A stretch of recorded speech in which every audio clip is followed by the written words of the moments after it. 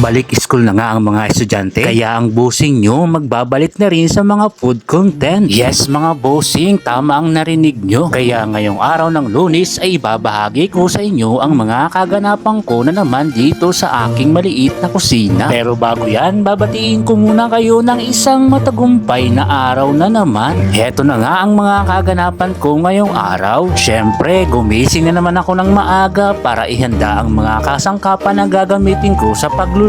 Alas 12:30 pa nga lang ng madaling araw ay bumabangon na nga po ako mga bossing dahil sa dami nga ng niluluto ko, kaya kailangan kong bumangon ng maaga. Katulad nga nitong piniprito kong mga itlog na gagamitin ko para sa silog, at meron din po tayo nitong bread roll. Ang iba pala nito ay ginagamit namin para pang topping sa mga pasta, at yung iba naman ay binibenta namin per piraso. Meron din po pala kaming fried noodles dito na may toppings na siomay, at meron din po yung kalahating bread roll. At eto na pala ang mga pasta natin, at eto ang spaghetti natin na kasing sarap ng luto ng Jollibee. At meron din po tayo dito ang carbonara. Specialty ko yan, kaya napakasarap niyan mga bossing. Sana matikman nyo. Ilalagyan ko pala yan ng slice na bread roll. At meron din po tayong hotdog sandwich na overload sa cheese. At meron din tayong hamburger, hindi mawawala yan. At higit sa lahat, meron din po tayong tuna pasta. Penny pasta pala ang gamit ko na pasta dito. At dahil requested ito ng mga estudyante, itong corn dog natin ay hindi talaga nawawala yan. Araw-araw meron. At heto na nga pala mga bossing ang ating silog. Hindi lang basta silog yan, kasi Java rice ang gamit nating kanin dyan. At nakapagprito na nga rin ako nitong fried chicken na gagamitin ko nga para sa rice meal. Sa mga rice meal ko nga pala mga bossing, gumagawa rin pala ako ng burger steak, kasi nga mabenta to sa mga estudyante. Sa halagang 35 pesos nga lang, may kanin ka na, may ulam ka pa. Hindi ka na nga lugi dyan, kasi nga napakasarap pa ng pagkakaluto ko ng mga sarsa niya. At dahil sa unang araw pa nga lang to ng pasukan, sana nga ay ma-sold out lahat ng panindan natin ngayon. Kaya bukas sa susunod kong i-upload na video, i-update ko sa inyo kung ano ang mga kaganapan namin sa kantin, at kung naubos ba ang aming mga paninda, at ibabahagi ko rin ang mga preparation ko dito sa aking kusina. Kaya sa mga magsha-shoutout, open na po tayo ulit para sa mga magsha-shoutout. Mag-comment lang kayo dyan sa baba kung sino ang gusto nyong i-shoutout, at kung taga saan din kayo, para malaman ko rin kung saan nakakarating na itong mga videos ko. At hindi lang yan, ibabalik rin natin ang mga parapol ko para maging active ulit tayo sa ating mga pinupost na video, at nang makapagbahagi rin tayo sa ating mga kapwa. At kahit sa simple at maliit lang na halaga, ang importante ay makakapagbigay ka ng kasiyahan. Kaya sa mga solid followers, abang-abang na po kayo, dahil mag-o-observe na ulit ako kung sino talaga ang laging naka-react at mga nag-share ng mga videos. At syempre makikita ko rin kung sino ang laging nagko-comment, at doon talaga ako magbabase kung sino ang mga pipiliin natin. Kaya abang-abang po kayo mga bossing. Maraming salamat.